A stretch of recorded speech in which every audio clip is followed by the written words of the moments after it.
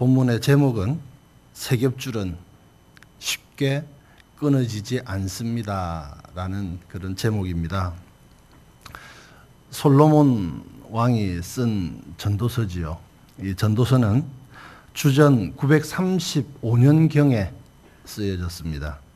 솔로몬 자기가 스스로 경험했던 그런 인생의 진리를 글로서 우리에게 남겨주고 지금까지 전해지고 있는 글입니다. 솔로몬은 철저하게 전도서 시작부터 끝까지 변함없이 고백하는 글이 하나 있는데, 하나님 없는 인생은 헛되고 헛되고 헛되고 헛되도다. 이 말이 계속 이어집니다. 헛되고 헛되고 헛되고 헛되고 나오는데 그 앞에 가위 열고 닫고 하나님 없는 인생은이란 말이 들어가 있는 거예요. 혼자서 뭔가를 해낼 것 같은 용기 있는 인생이지만은 하나님 없이 하는 모든 것은 다 헛되고 허무하게 끝난다. 이게 전도서의 주제입니다. 인간은 혼자서는 살 수 없는 그런 존재입니다. 위로는 창조주 하나님과 하나가 되어야 되고, 또 아래로는 인간과 인간의 만남을 통해서 하나가 되는 그런 공동체적인 삶을 살아가야 하는 것이 인간의 삶인 것입니다. 그게 하나님이 창조의 목적이었습니다. 오늘 본문을 통해서 그러면 어떤 삶이 세겹줄의 삶이며 그 세겹줄의 삶이 어떻게 강한지를 우리가 한번 상고해 보고자 합니다. 첫째로, 개인주의의 삶은 헛되고 불행한 삶입니다. 본문 7절과 8절을 우리 다 같이 합독하겠습니다.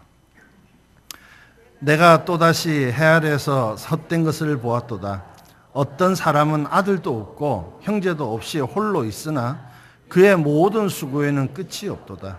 또 비록 그의 눈은 부요를 족하게 여기지 아니하면서 이르기를 내가 누구를 위하여는 이같이 수고하고 나를 위하여는 행복을 누리지 못하게 하는가 하여도 이것도 헛되어 불행한 노고로다.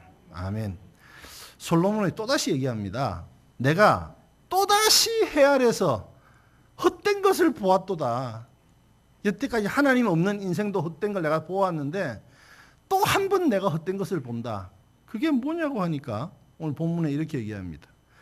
홀로 있는 어떤 사람은 이라고 시작합니다. 이 사람은 아주 철저한 개인주의자, 자기밖에 모르는 사람입니다. 문자적으로 자식도 없고 형제도 없다라고 했는데 좀 더 확대해서 보면은 이거는 자식도 없고 이웃도 없고 아무도 없고 세상과 무관심 속에서 혼자서 살아가는 인생이다라는 말입니다.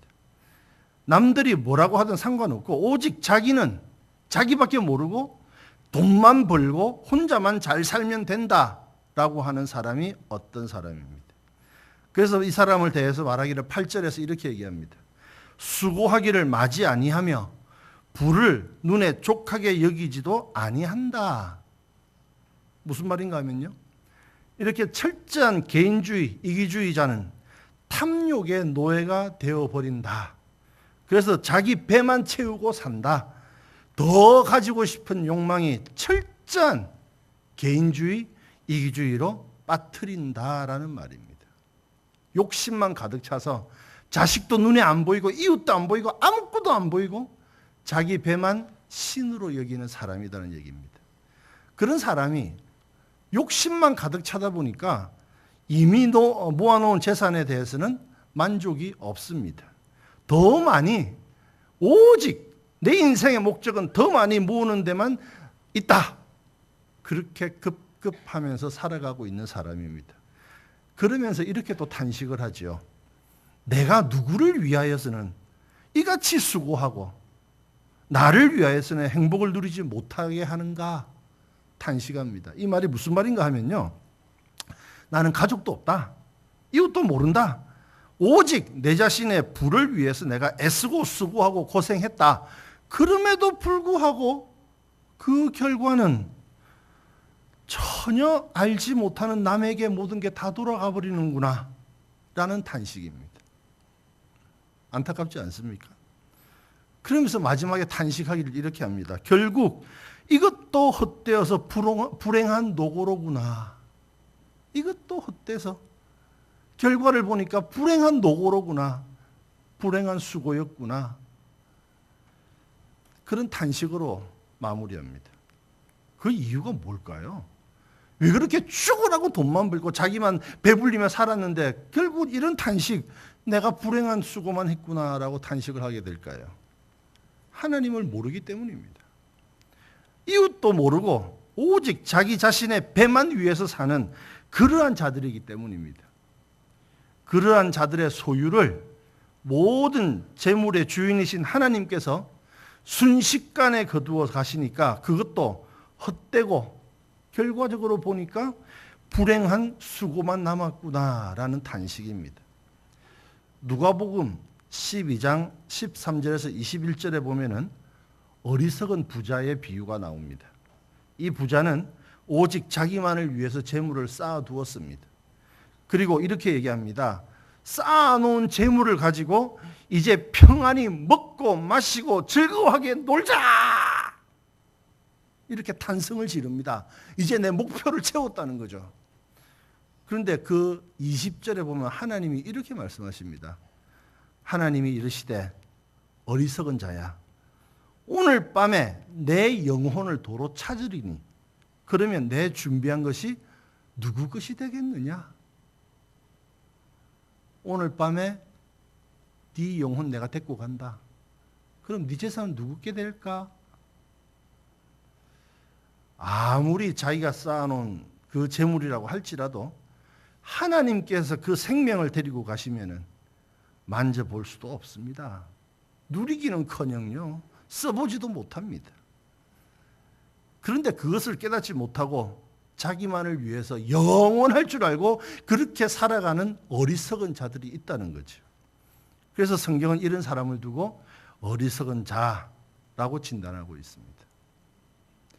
옛날에 제가 어떤 본 사람인데 되게 부잣집 그 부인이었어요.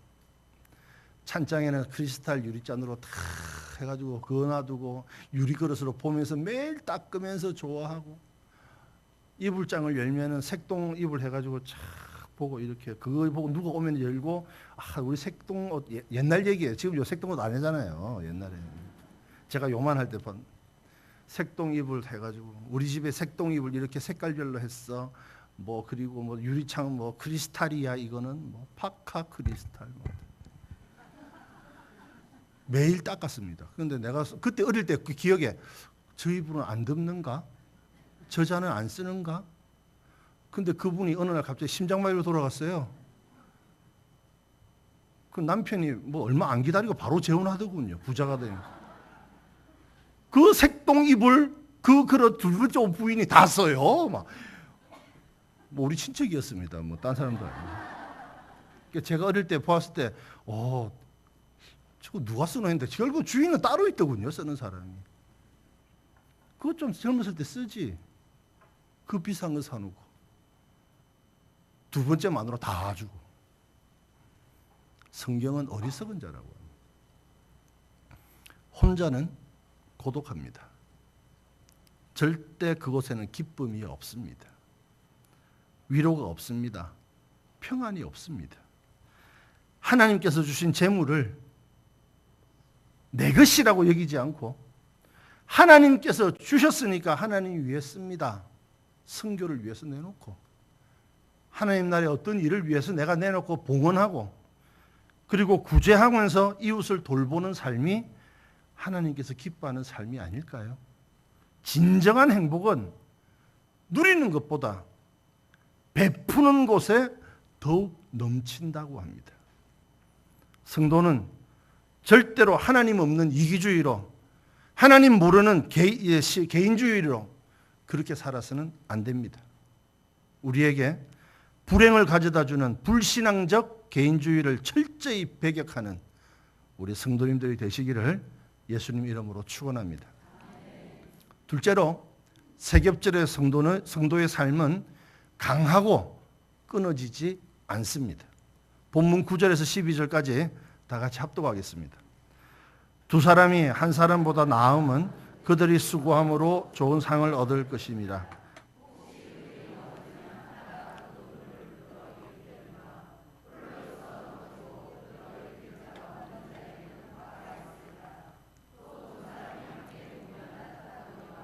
한 사람이면 어찌 따뜻하랴. 한 사람이면 패하겠거니와 두 사람이면 맞설 수 있나니 세 겹줄은 쉽게 끊어지지 아니하느니라. 아멘. 믿음 안에서 더불어 사는 삶, 신앙 공동체 의식, 우리 인생에서 큰 유익을 가져다 줍니다. 9절에서 이렇게 얘기했죠. 두 사람이 한 사람보다 나은 것은 저희가 수고함으로 좋은 상을 받는다. 그렇기 때문에 두 사람이 한 사람보다 낫다는 얘기죠. 좋은 상을 받기 때문에 함께 봉사하고 함께 수고하는 것은 하나님 앞에 좋은 상을 더 많이 받을 수 있는 비결입니다.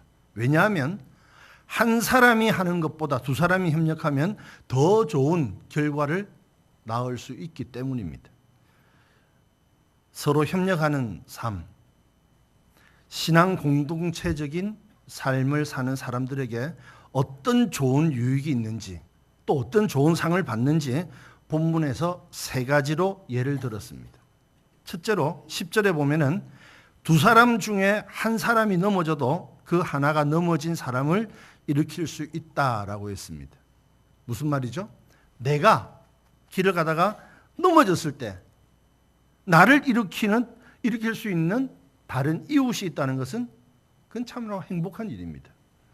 우리 인생길에서 예상치 못한 깊은 구멍, 웅덩이, 정말 어떤 난간에 우리가 빠질 때도 있습니다.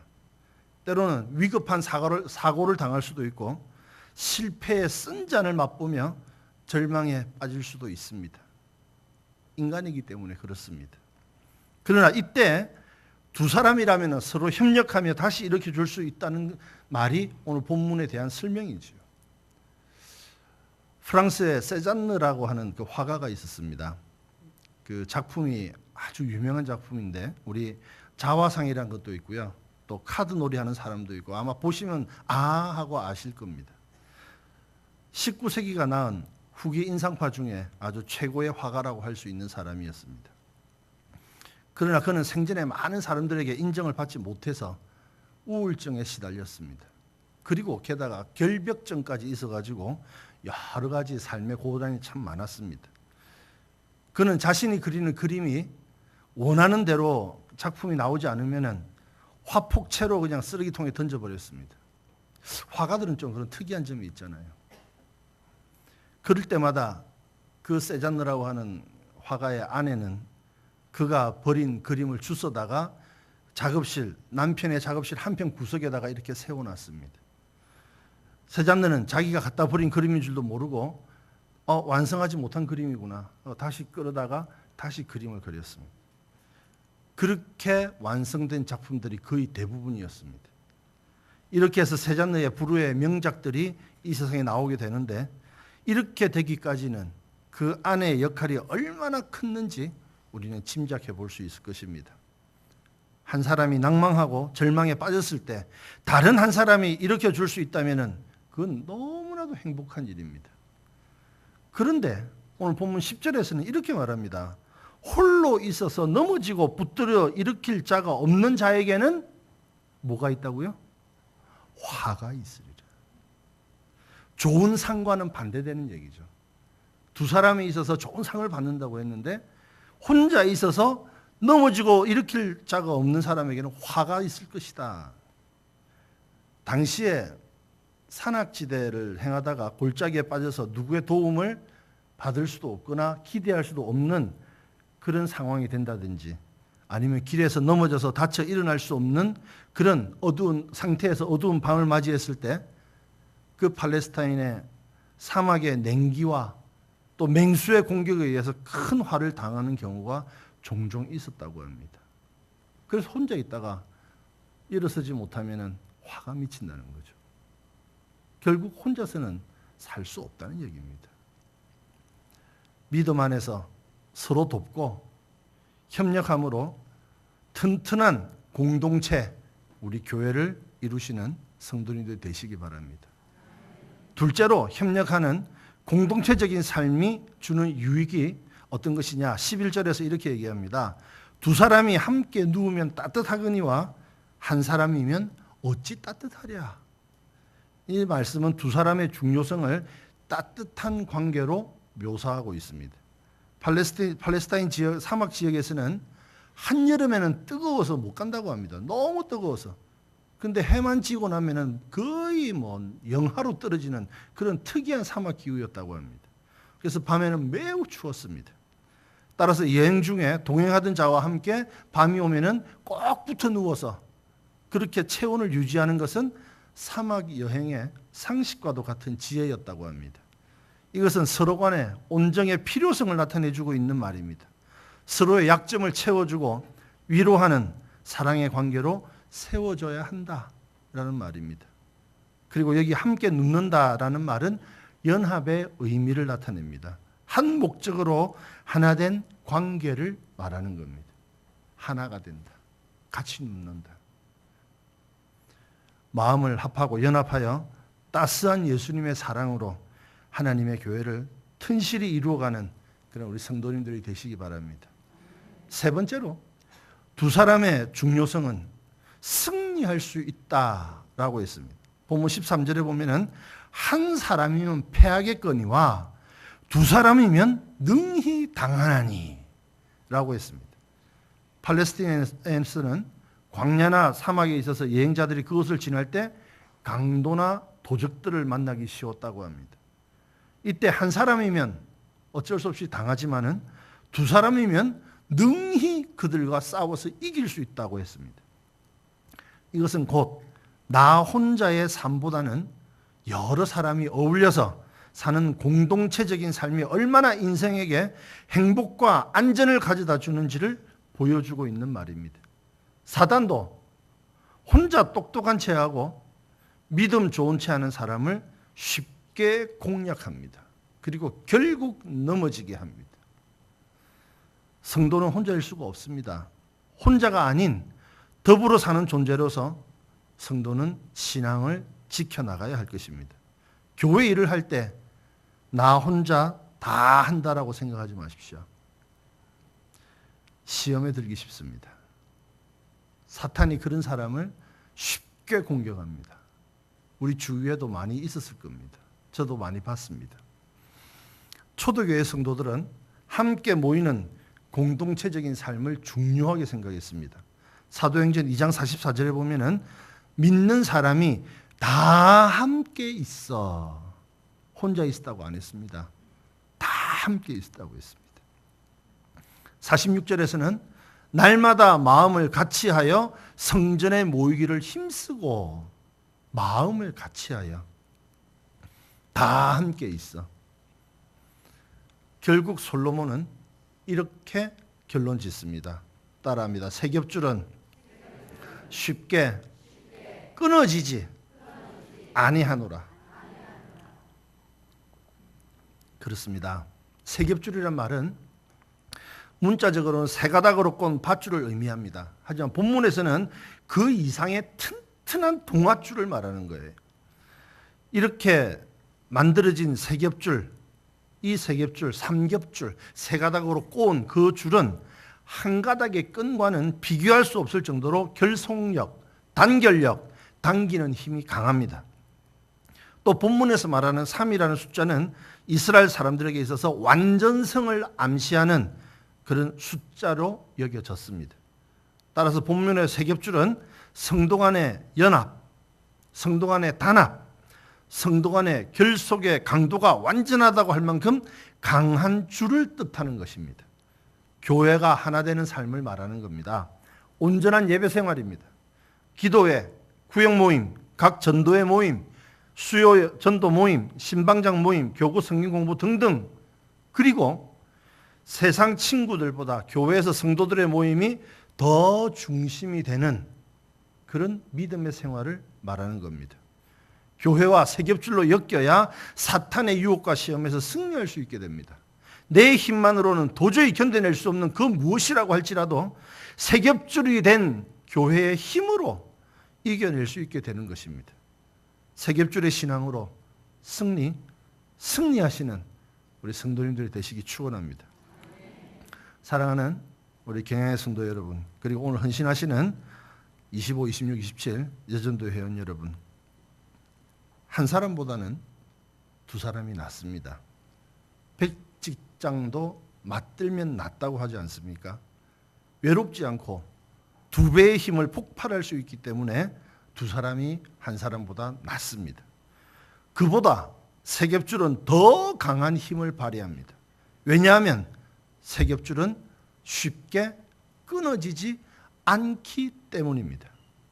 시편 133편 1절에서도 이렇게 말씀하고 있습니다. 형제가 연합하여 동거함이 어찌 그리 선하고 아름다운고.